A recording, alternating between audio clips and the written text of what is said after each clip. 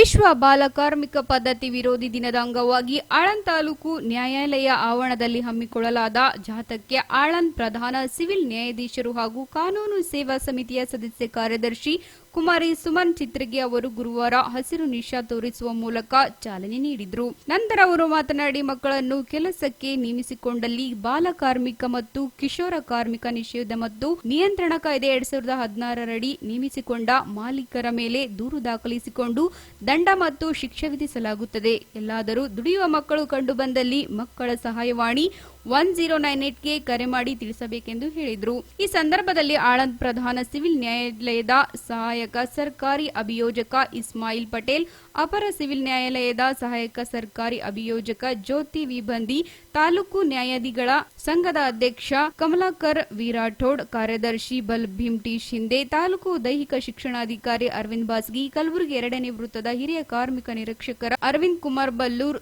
ಸಂಸ್ಕಾರ ಪ್ರತಿಷ್ಠಾನ ಸಂಸ್ಥೆಯ ನಿರ್ದೇಶಕ ವಿಠಲ್ ಚಿಕ್ಕಣಿ, ಮಕ್ಕಳ ಸಹಾಯವಾಣಿ ಸಿಬ್ಬಂದಿ ದೇವೇಂದ್ರ, ಡಾನ್ ಬೋಸ್ಕೋ ಸಿಬ್ಬಂದಿ ಶ್ರೀದೇವಿ, ಜಿಲ್ಲಾ ಬಾಲ ಕಾರ್ಮಿಕ ಯೋಜನಾ ಸೊಸೈಟಿಯ ಯೋಜನಾ ನಿರ್ದೇಶಕ ಸಂತೋಷ್ ಕುಲಕರ್ಣಿ ಸೇರಿದಂತೆ ಯಾಸೀನ್ ಮತ್ತು ಲಕ್ಷ್ಮೀಕಾಂತ್ ಅವರು ಮುಖ್ಯ ಅತಿಥಿಗಳಾಗಿ ಪಾಲ್ಗೊಂಡಿದ್ದರು. ಈ ಕಾರ್ಯಕ್ರಮವನ್ನು ಆಳಂದ್ ತಾಲೂಕಾಡಳಿತ, ತಾಲೂಕು ಕಾನೂನು ಸೇವಾ ಸಮಿತಿ, ತಾಲೂಕು ನ್ಯಾಯವಾದಿಗಳ ಸಂಘ, ಶಾಲಾ ಶಿಕ್ಷಣ ಮತ್ತು ಸಾಕ್ಷರತಾ ಇಲಾಖೆ, ಕಾರ್ಮಿಕ ಇಲಾಖೆ, ಜಿಲ್ಲಾ ಬಾಲ ಕಾರ್ಮಿಕ ಯೋಜನಾ ಸೊಸೈಟಿ, ಮಾರ್ಗದರ್ಶಿ ಸಂಸ್ಥೆ, ಡಾನ್ ಬಾಸ್ಕೋ ಸಂಸ್ಥೆ ಮತ್ತು ಮಕ್ಕಳ ಸಹಾಯವಾಣಿ 1098/112 ಕಲಬುರಗಿ ಇವುಗಳ ಸಂಯುಕ್ತಾಶ್ರಯದಲ್ಲಿ ಪ್ಯಾನ್ ಇಂಡಿಯಾ ಬಾಲ ಕಾರ್ಮಿಕ ಮಕ್ಕಳ ರಕ್ಷಣೆ ಮತ್ತು ಪುನರ್ವಸತಿ ಕಾರ್ಯಾಚರಣೆ ಇವುಗಳ ಸಂಯುಕ್ತಾಶ್ರಯದಲ್ಲಿ ಹಮ್ಮಿಕೊಳ್ಳಲಾಯಿತು.